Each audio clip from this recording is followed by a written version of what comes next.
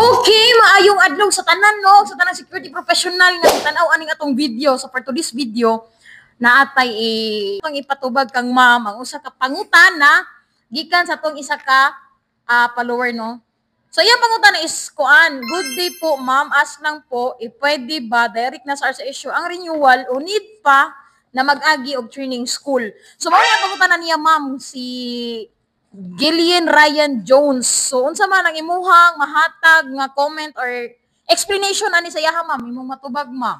Ang RCSU gidesignate ang mga eskwelahan sa pagtudlo sa mga gwardya about sa balaod sa panggwardya. So dili pwede nga idiretso ninyo dito ang inyong pag-apply og license kung wala mo'y training. Kay mauna siya ang requirement.